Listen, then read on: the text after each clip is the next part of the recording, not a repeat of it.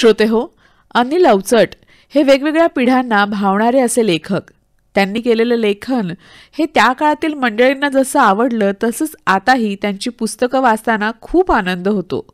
तर त्यांच्या या साहित्याचा, कार्याचा मागोवा घेणारं रूपक आता आपण ऐकूया. अनवट वाटेवरचा लेखक अनिल अवचट. वाचक स्वर आहे चित्रा वाघ आणि गोपाळ वाघ. निर्मिती सहाय्य सुहिता मराठे. सादरकर्त्या नेहा खरे. ऐकूयात अनवट वाटेवरचा लेखक अनिल अवचट. आपल्या मनावर, विचारांवर किंबहुना एकंदरीत जगण्यावरच प्रभाव टाकणारं एक महत्त्वाचं नाव म्हणजे साहित्यिक अनिल अवचट. कथा, कविता, कादंबऱ्या वगैरे लोकप्रिय साहित्य प्रकारात ते कधी रमले नाहीत. तरीही त्यांचं अनवट वाटेवरचं ललित साहित्य वाचकांच्या मनाला भिडतं. आज आपण त्यांच्या लिखाणातील निवडक उतारांमधून त्यांच्या बहुआयामी व्यक्तिमत्वाची झलक पाहणार आहोत.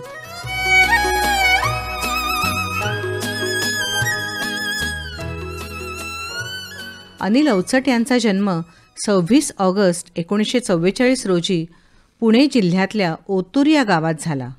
मुंजाबा डोंगराच्या पायथ्याशी मांडवी नदीच्या किनाऱ्यावरच्या या निसर्गरम्य गावात त्यांचं बालपण गेलं. कुटुंब मोठं होतं. वडील डॉक्टर, घर सुखवस्तू पण वातावरण कर्मठ. जगण्यातील काही या पुस्तकात त्यावेळच्या आठवणी अवचटांनी लिहून ठेवल्या आहेत. आपण एकमेकांशी जसं बोलतो तसंच अगदी सहजपणे ते लिहितात. लहान मोठे प्रसंग, माणसं, परिसर या सगळ्याचं चित्रमय वर्णन करत जातात. त्या लिखाणाच्या प्रांजळ, पारदर्शी आणि प्रवाही शैलीमुळे वाचक त्यांच्याशी एकरूप होतात. त्यांचं बोट धरून ते जे जे सांगतात ते सगळं बघतात. आधुनिक मराठी साहित्यातली ही अवचटांची शैली खासच म्हणावी लागेल. अवचटांचा मूळ पिंड सामाजिक कार्यकर्त्याचा. डॉक्टर बाबा आढावांसारख्या अनेक ज्येष्ठांसमवेत ते महाराष्ट्रभर खेडोपाडी वावरले. त्या ठिकाणचे प्रश्न जाणून घेतले. त्या प्रश्नांच्या मुळाशी जाऊन शोध घेतला. मराठी साहित्यात रिपोर्ताज हा लेखन प्रकार अवचटांनी रुजवला. एखादी सामाजिक घटना किंवा समस्या घ्यायची, त्याच्याशी संबंधित सर्व माहिती गोळा करून तिचा नीट अभ्यास करायचा, प्रत्यक्ष त्या ठिकाणी जाऊन संबंधितांना भेटून त्यांच्याशी संवाद साधायचा आणि मग खास सहज सुंदर अवचट शैलीत त्याचं विश्लेषण करणारा लेख लिहायचा. असं सर्वसाधारणपणे त्यांच्या रिपोर्टाचं स्वरूप म्हणता येईल. त्यांच्या या प्रकारच्या लेखनामागे उपेक्षित, पीडित माणसांसाठी काहीतरी करू पाहणारं, तळमळणारं, धडपडणारं एका सच्च्या कार्यकर्त्याचं मन होतं आणि म्हणूनच वाचणाऱ्याच्या मनाला ते नेमकेपणाने भिडतं. माणसं, कोंडमारा, संभ्रम, धागे उभे आडवे अशा अनेक पुस्तकांमधून अवचट अन्यायग्रस्तांचे, पिचलेल्यांचे, जगण्यासाठी केविलवाणी धडपड करणाऱ्यांचे अनेक प्रश्न समाजापुढे मांडतात. आपल्या भोवती, आपल्याच समाजात जनावरांचं जीवन जगणारे, 2 घासांसाठी परिस्थितीशी संघर्ष करणारे कुणीतरी आहेत हे आपण पाहत असतो. पण त्यांचे प्रश्न आपल्याला अस्वस्थ करत नाहीत ही खरी वस्तुस्थिती आहे. किंबहुना जाऊ द्या ना, आपल्याला काय करायचंय या खुशाल आणि बेफिकीर वृत्तीतून आपण त्याच्याकडे दुर्लक्ष करतो. अवचटांना मात्र ही स्थिती अतिशय अस्वस्थ करणारी वाटते आणि याच अस्वस्थतेतून लिहिण्यासाठी ते प्रवृत्त होतात. त्याचाच एक नमुना आपण ऐकणार आहोत. ओझं वाहणारे मजूर किंवा हमाल हे आपण नेहमीच बघतो.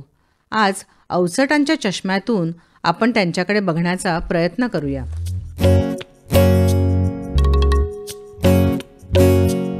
हमाल या शहरातलं जीवन निरनिराळ्या अंगांनी फुलतंय.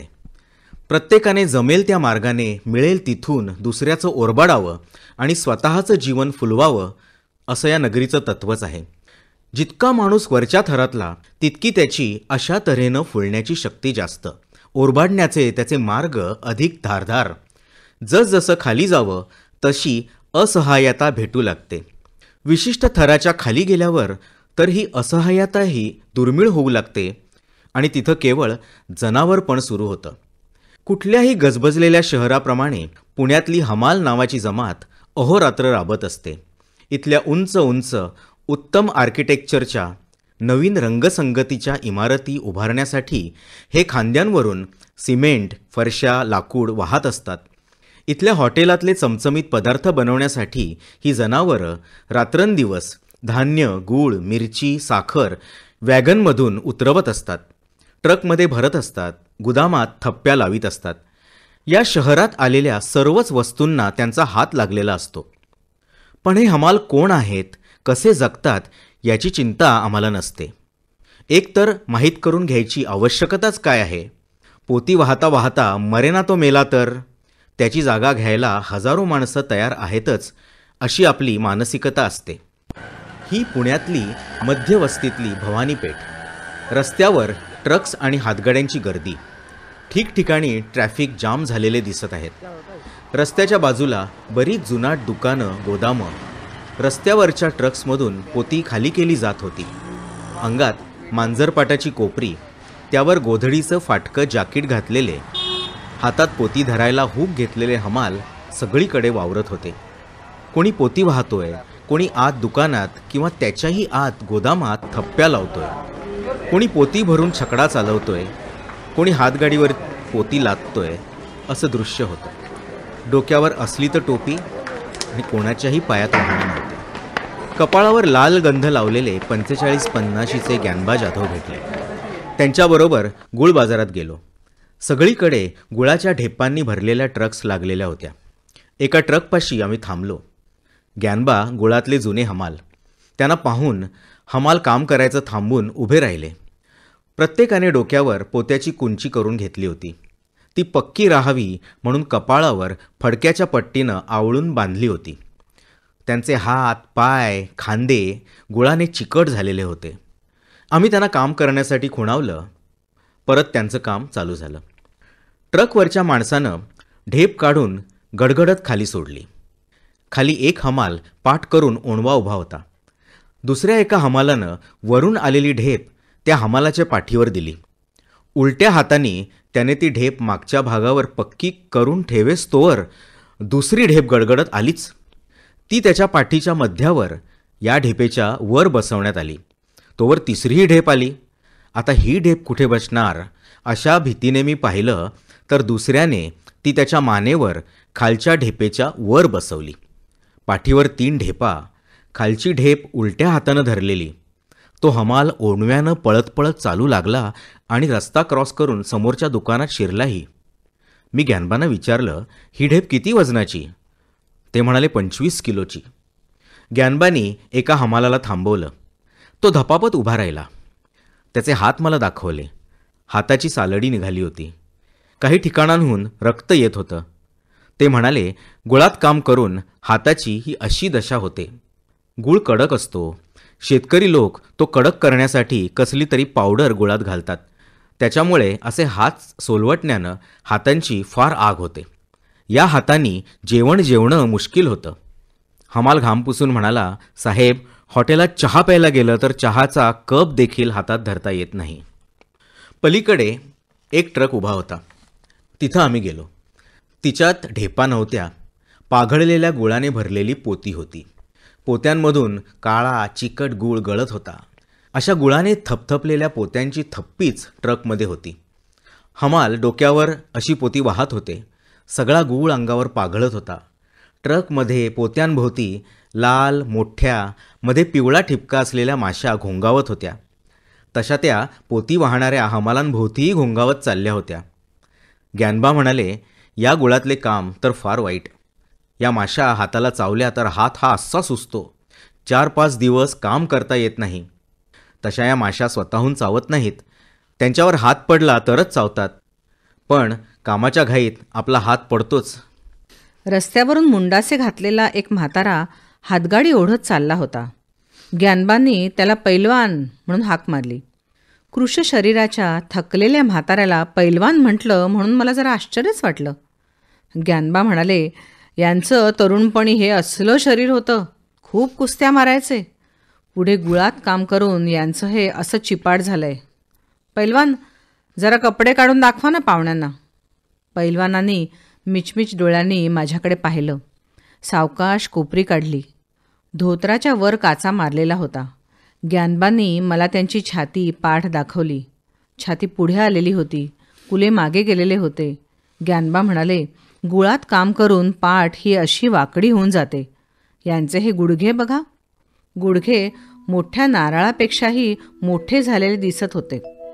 खाली पायाची हाडं आत वळून पाय फेंगडे झालेले होते.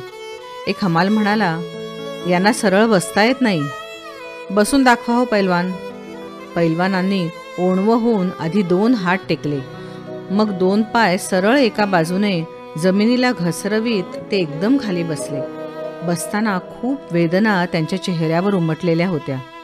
साधं खाली बसायला त्यांना 2-3 मिनिटं लागली होती. पैलवानांकडे बघून ज्ञानबा म्हणाले, आले तेव्हा हे पैलवान होते. 15 वर्षांच्या कामानंतर ही स्थिती झाली. आता गुळातलं काम जमत नाही म्हणून हातगाडी ओढतात. हातगाडीवर सुद्धा मिरची, चुरमुरं असला हलका बोजा वाहतात. मी पैलवानांना विचारलं, हेही काम होईनासं झाल्यावर काय करणार हो? त्यावर पैलवानांनी कोण जाणे अशा अर्थाने हात उडवले. दुसरा हमाल म्हणाला, काय करणार म्हणजे इथेच कुठेतरी राहून भीक मागणार, दुसरं काय. मी जायला निघालो. पैलवानांनी हात जोडले. इतर तरण्या ताठ्या हमालांनीही हात जोडले. मनात आलं, या सगळ्या तरण्या ताठ्यांचा एक दिवस हा असा पैलवान होणार आहे आणि हे त्यांना माहीतही आहे. अवचटांचे वडील डॉक्टर होते. आपल्या मुलानंही डॉक्टर व्हावं ही त्यांची इच्छा होती. त्याप्रमाणे अनिल अवचटांनी पुण्याच्या BJ मेडिकल कॉलेजमध्ये प्रवेश घेतला. सुनंदा सोहोनी ही तरुणी त्यांना तिथंच भेटली, जिनं त्यांच्या संपूर्ण व्यक्तिमत्वावर प्रभाव टाकला, त्यांना आयुष्यभर साथ दिली. मेडिकल कॉलेजमध्ये असल्यापासूनच अवचटांचा सामाजिक कार्याकडे ओढा होता. त्याच सुमारास बिहारमध्ये प्रचंड दुष्काळ पडला. तिथल्या संकटग्रस्त लोकांसाठी आपण काहीतरी काम करावं असं त्यांना तीव्रतेने वाटलं आणि काही समविचारी मित्रांबरोबर ते पूर्णिया या बिहारमधल्या गावात गेले. तिथली प्रचंड गरिबी पाहून अक्षरशः हादरले. तिथेच त्यांची थोर समाजवादी नेते श्री जयप्रकाश नारायण यांच्याशी भेट झाली. त्यांच्या सेवाकार्यात या तरुणांनी सक्रिय सहभाग घेतला. या घटनेने त्यांच्या संपूर्ण आयुष्याला कलाटणी दिली, वेगळी दिशा दिली.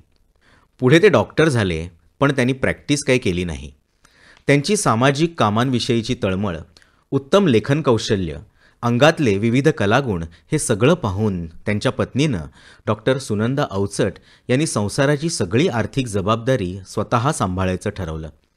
अनिल अवचट यांनी घराची, मुलींच्या संगोपनाची सगळी जबाबदारी आनंदानं स्वीकारली. भरपूर लेखन केलं, माणसं जोडली, प्रवास केला. अशा माणसांच्या अनुभवांमधून आपण खूप काही शिकत असतो. आपल्या मध्यमवर्गीय जगण्याच्या पलीकडे एक जग आहे याची जाणीव त्यांची पुस्तकं करून देतात. आपल्या सुरक्षित कोशातून बाहेर डोकावण्याची सवय लावतात. तसं बघायला गेलं तर आपण सगळेच आयुष्यभर काही ना काही शिकत असतो. लहानपणी आईवडील आपल्याला चालायला बोलायला शिकवतात, पण काही माणसं जगाकडे बघायला शिकवतात. त्यात अनिल अवचटांसारख्या साहित्यिकाचा नंबर फार वरचा आहे. सिग्नलवरचा ट्रॅफिक, गाडी थांबल्यावर गोळा होणारी भिकाऱ्यांची पोरं, सिग्नल सुटल्यावर सुसाट निघणाऱ्या गाड्या, हे सगळं आपल्या परिचयाचं दृश्य. अनिल अवचटांसारखा माणूस याकडे कुठल्या दृष्टीने पाहतो ते आता ऐकूया. माझ्या घरापासून गाडीनं रस्त्यावर आलो की पहिला सिग्नल जरा जास्त वेळाचा आहे.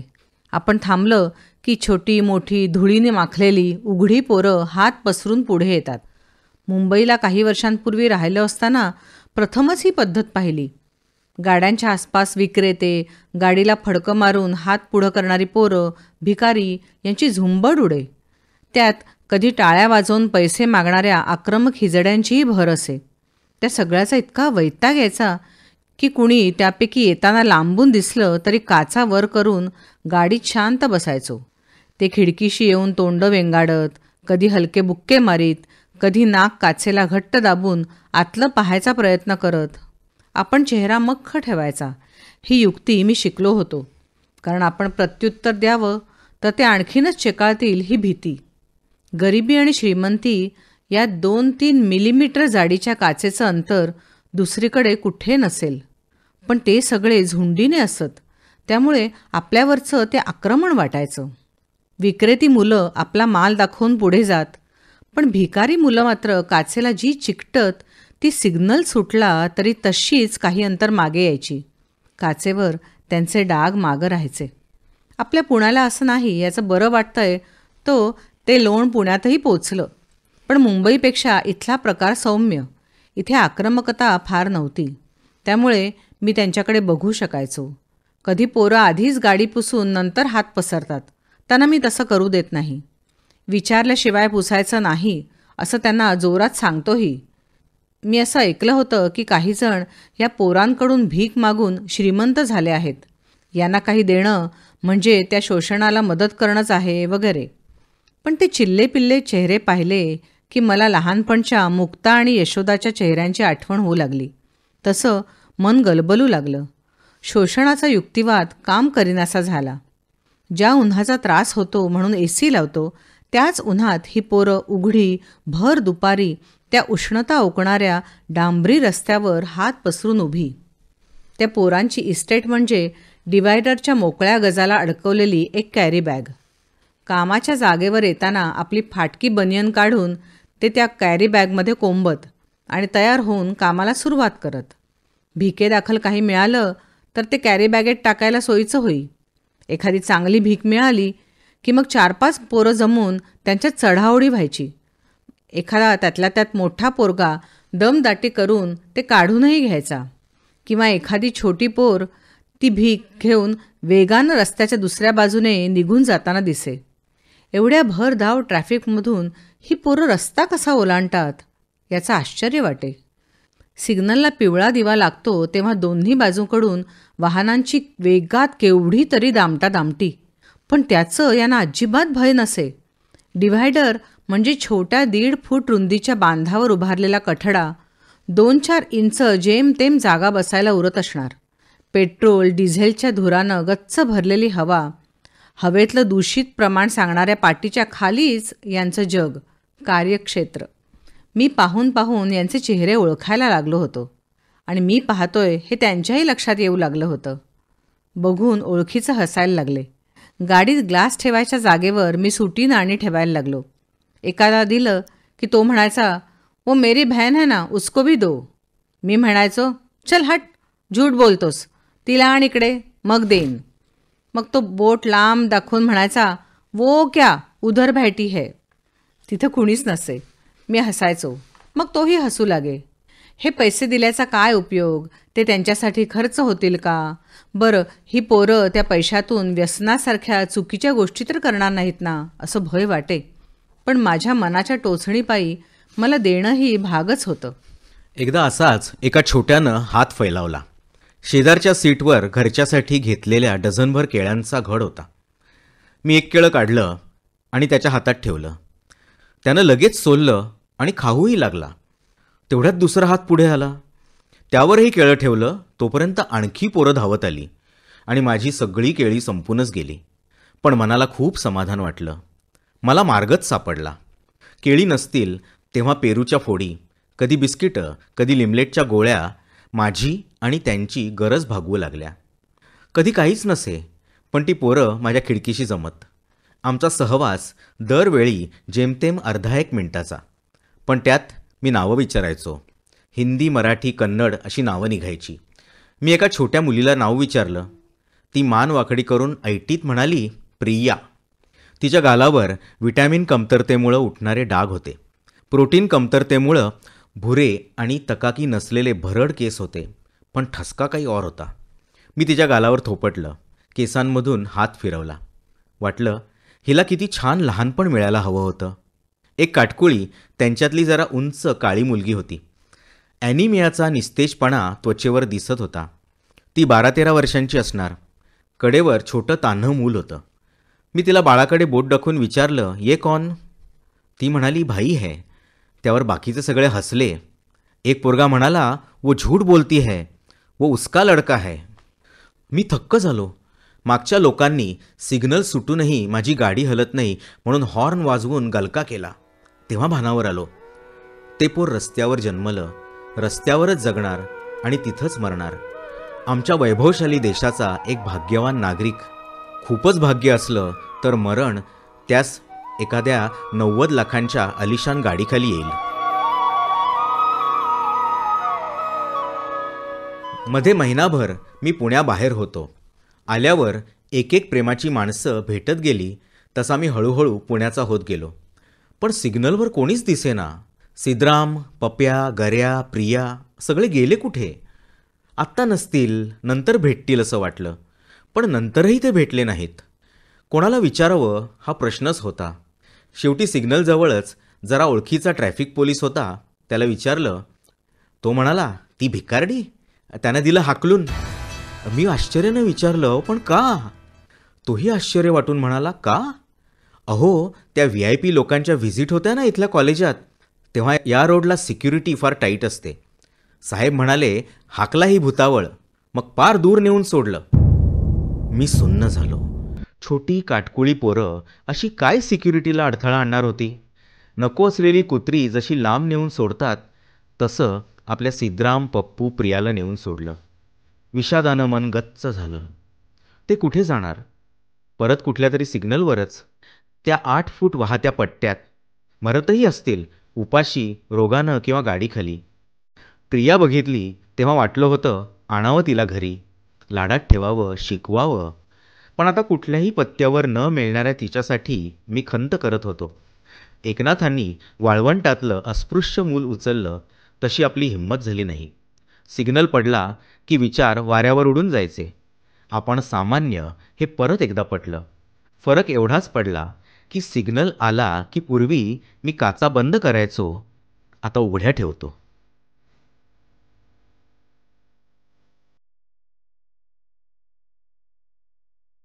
अनिल अवचटांची मुख्य ओळख एक सामाजिक कार्यकर्ता आणि लेखक अशी असली तरी त्यांना अनेक छंद होते, अनेक कला अवगत होत्या. त्यांनी आपल्या वेगवेगळ्या आवडींवर एक पुस्तक लिहिलं आहे. त्याचं नावच आहे छंदांविषयी. ते म्हणतात, कुठलीही कला शिकण्याचा काळ मला फार रम्य वाटतो. आपली बोटं हळूहळू वळू लागतात, डोकं त्या दिशेने चालून पकड घेऊ लागतं आणि मग तीच गोष्ट आपण परत परत करायला लागतो. शिकण्यामधल्या प्रत्येक पायरीचा आनंद वेगवेगळा असतो. या सगळ्यातून माणसं केवढी जवळ येऊ लागतात. अगदी थोड्या वेळात, विशेषतः मुलांबरोबर तर गट्टीत जमून जाते. माझी अशी खात्री आहे की निसर्गाने प्रत्येकाला हे कलागुण दिलेलेच आहेत. त्यांच्याकडे बघणं, ते वाढवणं, त्याला अग्रक्रम देणं हे मात्र आपल्या हातात आहे. कलेचा निर्भेळ आनंद लुटायचा असेल तर त्याच्यातून पैसा मिळवण्यापासून किंवा कीर्तीच्या विचारापासून दूर राहिलं तर बरंच. आपण या वृत्तीने शिकत प्रयत्न करत राहिलो तर कोण ना कोण गुरु भेटतातच. आपणही मग पुढच्यांना अशाच निरपेक्ष भावनेतून देत राहायचं. छंदांविषयीमध्ये स्वयंपाक करणं, फोटोग्राफी, चित्रकला, बासरी वादन, लाकडातली शिल्पकला, वाचन या सगळ्या छंदांविषयी त्याने फार छान लिहिलं आहे. या सगळ्यांमध्ये त्यांच्या विशेष आवडीचा छंद म्हणजे ओरिगामी. ओरिगामी म्हणजे पेपर फोल्डिंग आर्ट. या छंदाने त्यांना किती आनंद दिला त्याविषयी थोडं ऐकूया. ओरिगामी. ओरिगामीस माझा दिनक्रम फारच अनुकूल आहे. सुनंदा मिळवती, माझ्यावर कुटुंब पोसायची जबाबदारी नाही. तसे मलाही पैसे मिळत, पण ते अधूनमधून. पण त्यांची अपेक्षा नसायची. म्हटलं तर कामं असायची, पण ठरवलं नाही करायची कामं तरी त्यावचून कुणाचं अडत नसे. शाळा कॉलेजात असताना अभ्यासासाठी कधी पहाटे उठलो नसेन, पण ओरिगामी, चित्र, शिल्प या शौकांसाठी मात्र पहाटेपासून सताड जागा होतो. स्वप्नातही उठल्यावर काम करायचं आहे हेच दिसतं. कधी सकाळीच हॉलमध्ये कागदाच्या पसाऱ्यात मी बसलेला. सुनंदा सकाळी 8:30ला हॉस्पिटलला जायला निघालेली. मला टाटा करून जाते. ती परत 2:30ला येते. तेव्हा मी तसाच त्याच पोजमध्ये बसलेला. ती आश्चर्याने विचारते, असाच बसला आहेस सकाळपासून? धन्य आहेस म्हणून हात जोडते. तुम्ही म्हणाल, एवढ्या मोठ्या वयाची माणसं, डॉक्टर, इंजिनियर झालेली, तुम्हाला मुलं नातवंड झाली आहेत आणि काय लहान पोरांसारखं कावळे चिमण्या करताय? खरंय तुमचं, पण वेडच म्हटल्यावर आम्ही तरी काय करणार? पण वेड म्हणाल तर या वेडाचा भरपूर उपयोग होतो. मला सगळ्यात मोठा उपयोग झाला म्हणजे मुलांचं दालन मला खुलं झालं. कुठेही गेलो की मी त्या गृहस्थाशी किंवा बाईंशी बोलताना एकीकडे कागद बाहेर काढतो. त्या घरातली मुलं डोकावू लागतात.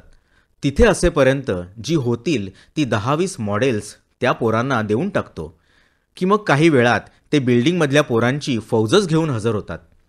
काम कधी आटोपलेलं असतं किंवा बाजूलाही राहतं आणि मग घरभर पक्षी फडफडवत पोरं फिरू लागतात. विमानं तरंगत या टोकाकडून त्या टोकाकडे जाऊ लागतात. वरच्या मजल्यावरून हेलिकॉप्टर्स फिरत खाली जाताना दिसतात. सगळ्यात मजा येते ती 3 पट्ट्यांचं भिरभिरं करून दिल्यावर. बोटभर रुंदींच्या 3-4 इंच लांबीच्या साध्या 3 पट्ट्या एकमेकात गुंतवून त्याचं भिरभिरं होतं. मुलाला पंख्याखाली उभं करायचं, हातात पेन द्यायचं आणि वर ते भिरभिरं नुसतं ठेवून द्यायचं. वरच्या पंख्याच्या वाऱ्यानं ते वेगानं फिरू लागतं की त्या पोराचा चेहरा या अनपेक्षित आश्चर्यानं असा उजळतोय सांगू. कशाला लोक पोरांना एवढी महागडी बॅटरीवर चालणारी खेळणी आणतात कोण जाणे. ओळखीच्या पोराच्या वाढदिवसाला मी जातो तेव्हा बरोबरची मुलं आणि तो वाढदिवसा हे सगळे हातातली डिश खात एखादी कॉमिक व्हिडिओ फिल्म बघत असतात.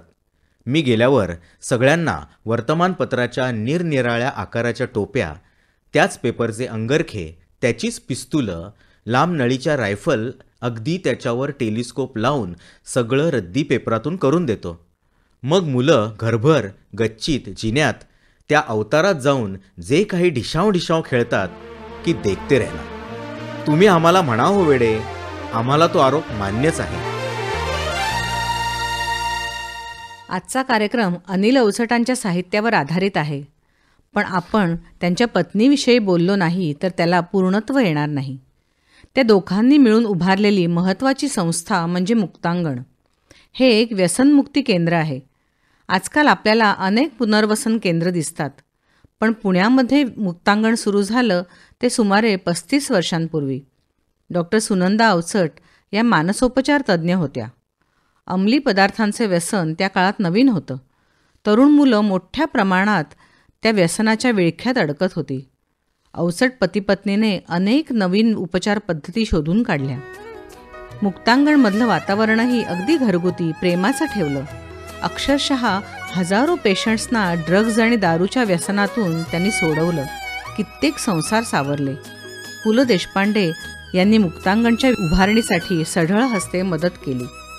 हे केंद्र सुरू झाल्यावर दुर्दैवाने 2च वर्षात डॉक्टर सुनंदा यांना कॅन्सरने गाठलं. तरी देखील आजाराची तमा न बाळगता पुढची 8 वर्ष त्यांनी हिमतीने आपलं काम सुरू ठेवलं. त्यांच्यानंतर अनिल अवचटांच्या मार्गदर्शनाखाली त्यांची मोठी मुलगी मुक्ता हिने मुक्तांगणची जबाबदारी समर्थपणे पेलली. आजही ते काम अविरतपणे सुरू आहे.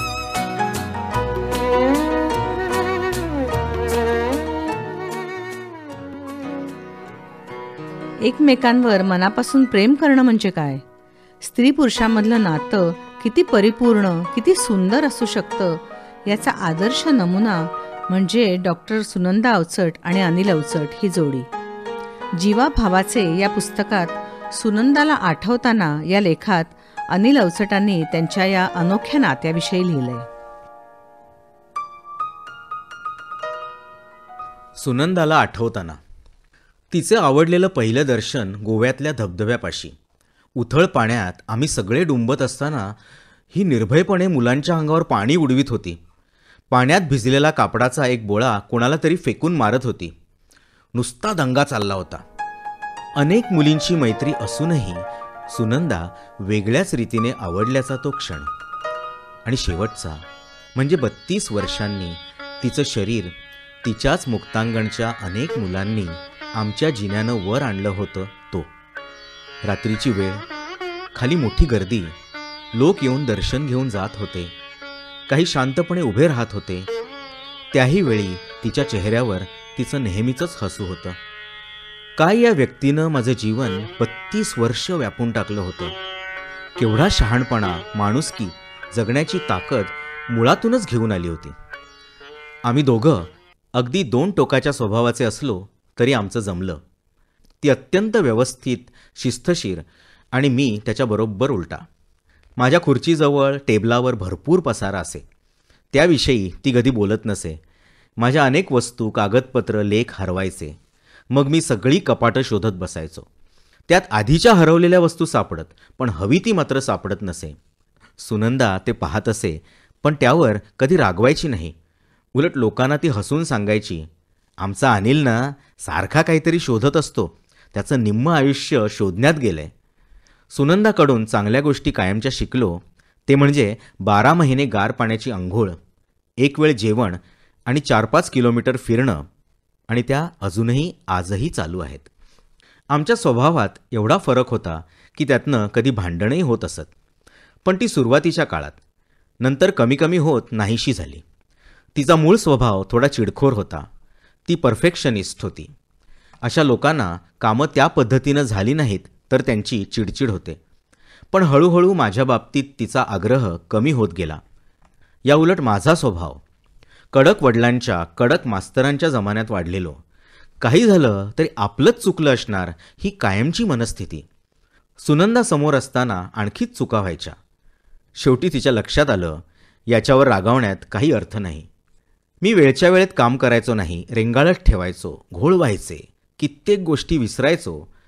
तेव्हा ती रागवायची आणि मला मात्र बोलायला तोंड नसे.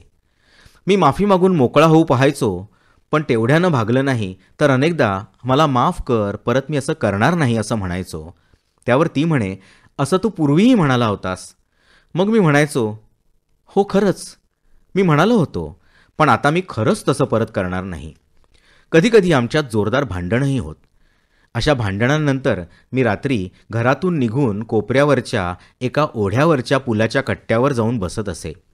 भांडणानंतर दुसऱ्या दिवशी सकाळपासून सुरू होई तो अबोला.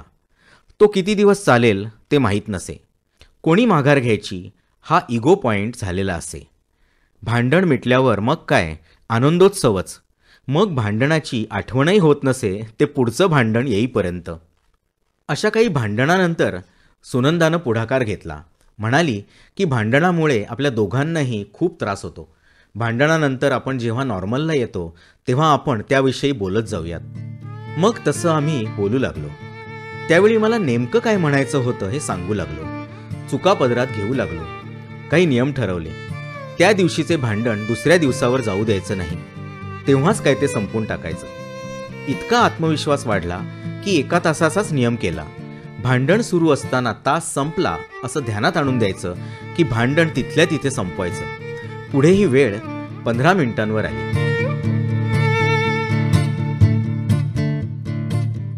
पुढे पुढे हे दोघेजण एकमेकांचे मूड्स कसे जपायला लागले हे देखील ऐकण्यासारखं आहे. सिंहगड हे या दोघांचं आवडतं ठिकाण. अनिल अवचट लिहितात, आधी आम्ही चढून जायचो, पण नंतर मला झेपेना. तेव्हा मग स्कूटरवरून वरच्या टप्प्यापर्यंत जाऊ लागलो आणि तिथून पायी चालत गडावर. आम्हा दोघांचे वाढदिवस, आमच्या लग्नाचा वाढदिवस, आम्ही एकमेकांना विचारल्याचा दिवस, हे सगळे सिंहगडवर जाऊन साजरे करायचो. त्यामुळे सर्व सीझनचा सिंहगड आम्ही पाहत आलेलो आहोत. मध्ये मुलींना, मित्रांना घेऊन जायचो ते वेगळंच.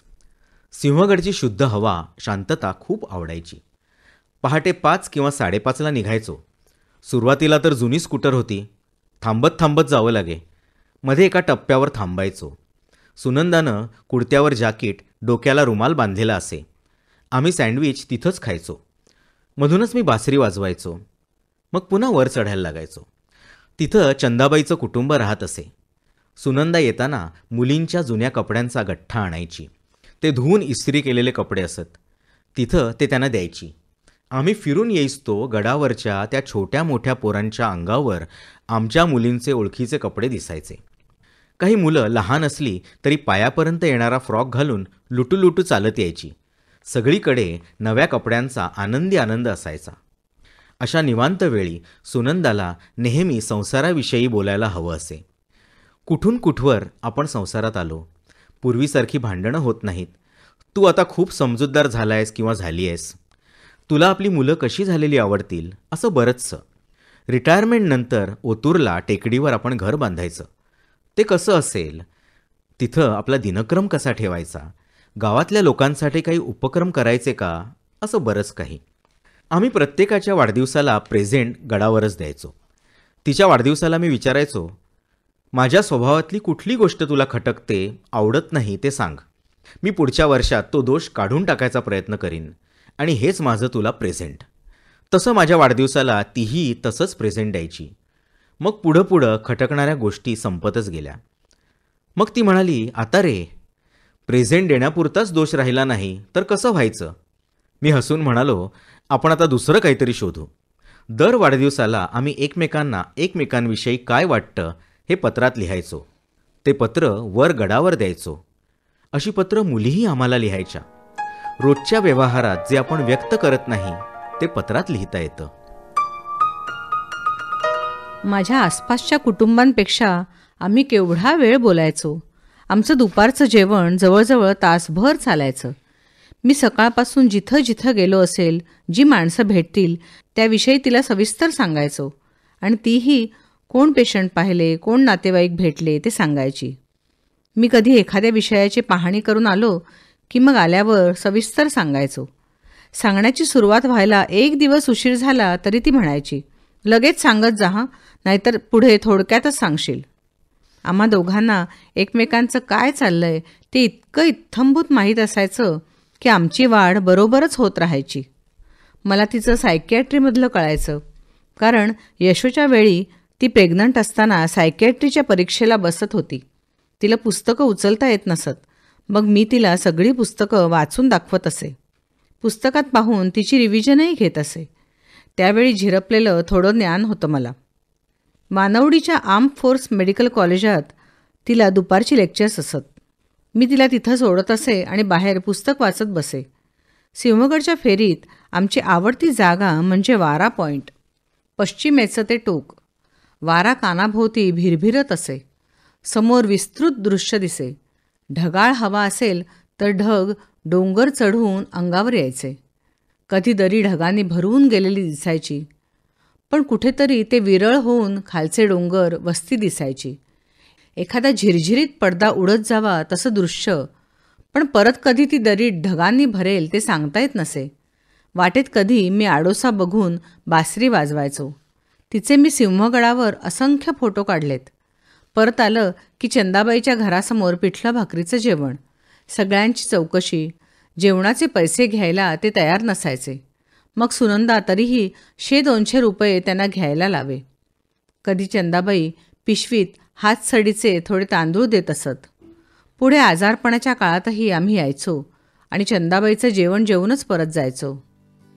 सुनंदा गेल्यावर माझा सिंहगड संपलाच. यशोचं लग्न सुनंदा गेल्यावर झालं. ते आम्ही उत्साहाने साजरं केलं. मी यशोला म्हटलं, तू जा तिकडे राहायला, आपापलं जीवन आपण जगायचं, माझी काळजी मी घेईन. मी घरात एकटा राहू लागलो. एका पहाटे मी एकदम जागा झालो. विचार येत होते, कसं होणार आपलं? आपल्या निम्म्यावर सुनंदा सोडून गेली. एकदम डिप्रेशनच्या गाळात जाऊ लागलो. तटकन उठून बसलो. बाहेरच्या हॉलमध्ये येऊन तक्क्याला टेकून बसलो. विचार केला, कुठे आहोत आपण एकटे? आपल्याला 2 मुली, जावई आहेत, मुक्तांगणची एवढी मुलं आहेत. मग मी शहरवार मित्रांच्या, आप्तजनांच्या याद्या केल्या. दरवेळी स्वतःला विचारायचो, कुठे आहोत आपण एकटे? त्या क्षणापासून मग पुढे कधीही मला एकटेपणा आला नाही. पहाटे गावाहून आलो की सुनंदा दार उघडायची आणि आत आल्या आल्या एक घट्ट उबदार मिठी मारायची. ती गेल्यावर पहिल्यांदा मी असा गावाहून आल्यावर मीच किल्लीनं दार उघडलं तर आत फक्त अंधार होता. मी पटकन पुढे येऊन दिवा लावला आणि आवरायला सुरुवात केली. एकदा तिचं कपाट उघडलं. तिचे कपडे, तिची पर्स या सगळ्याच्या वासाने असाच मोहरून गेलो आणि अस्वस्थ झालो. पण आता मी ते वारंवार कपाट उघडतो, वापरतो, त्यामुळे आता तसं वाटत नाही. मुक्तांगणच्या सहजीवन या पतीपत्नीच्या सभेत मला कधी मुलं म्हणतात, बाबा तुमच्या आणि मॅडमच्या संसाराविषयी सांगा ना. मग मी आमच्या छान हकीकती गमती सांगतो. एका रस्त्याला गेलो की तिची आठवण हमखास यायची. RTOकडून जहांगीरकडे जाणाऱ्या रस्त्यानंच तिला इनलॅक्स हॉस्पिटलला नेलं होतं आणि तिचं शरीरही त्याच रस्त्यानं घरी आणलं होतं. त्या रस्त्याने जाणं मला नको वाटे. इनलॅक्सला ICUच्या बाहेर ते 4 दिवस मी बसायचो. तिथली मार्बलची जमीन, भिंती हे सगळं आठवायचं. मग एकदा ठरवून तिथे जाऊन सगळीकडे हिंडून ती भावना, ते भय मी घालवून टाकलं. जवळपास 3 वर्षांनी मुक्ताला रुबी हॉलमध्ये ईशान झाला आणि त्याला त्याच रस्त्याने जेव्हा घरी आणलं तेव्हा आता तो रस्ता मला रम्य आणि सुंदर वाटायला लागलाय. मला वाटतं माझ्यातल्या सुनंदानेच माझ्यात हा बदल घडवला. आपल्या सर्वात जवळच्या व्यक्तीविषयीच्या भावना इतक्या तरलतेनं आणि प्रांजळपणे व्यक्त करणं हे अवचटांसारखा एखादाच लेखक करू शकतो. जे मोठ्या लेखातून सांगितलं तेच एखाद्या लहानशा कवितेतून मांडण्याची किमयाही त्यांना साधलेली दिसते. मुक्तांगणची गोष्ट या पुस्तकाची अर्पणपत्रिका हा त्याचा उत्तम नमुना. त्यात ते म्हणतात, आठवणींची प्रसन्न छाया झाड संपले तरीही, दिवा दाखवी वाट संकटी तेल संपले तरीही, खिन्न मनावर पडतो पाऊस ऋतू पालटे तरीही, लागे रुखरुख घाली समजूत शब्द पारखे तरीही. लेखनाच्या अनवट वाटा धुंडाळणारे आणि असंख्य वाचकांना त्या वाटेने घेऊन जाणारे आपल्या सर्वांचे आवडते लेखक अनिल अवचट यांच्या साहित्याची थोडी झलक आपण आजच्या कार्यक्रमात पाहिली. यातल्या प्रत्येक उतार्यातून त्यांचं वेगळेपण जाणवतं. ते वाचताना त्यांची सजग दृष्टी, जिज्ञासू वृत्ती जितकी भावते तितकंच त्यांचं तरल आणि संवेदनशील मनही आपल्यावर खोल परिणाम करतं. बाहेरच्या जगाकडे पाहण्याचा आपला दृष्टिकोन तर विशाल होतोच, पण नातेसंबंधांकडे बघण्याची, स्वतःच्या अंतरंगात डोकावण्याची दृष्टीही आपल्याला मिळते. ज्यांची पुस्तकं सच्च्या मित्राप्रमाणे कायम आपली सोबत करतात, जी वाचून आपण खऱ्या अर्थाने समृद्ध होतो, अशा अगदी मोजक्या साहित्यिकांमध्ये अनिल अवचट यांचा नंबर फार वरचा आहे, यात शंका नाही. श्रोतेहो, सामाजिक कार्यकर्ता आणि लेखक अनिल अवचट यांच्या कार्याचा आणि लेखणीचा मागोवा घेणारं रूपक अनवट वाटेवरचा लेखक अनिल अवचट आत्ताच आपण ऐकलत. वाचक स्वर चित्रा वाघ आणि गोपाळ वाघ. निर्मिती सहाय्य सुहिता मराठे. सादरकर्त्या नेहा खरे. ही आकाशवाणीच्या मुंबई केंद्राची निर्मिती होती.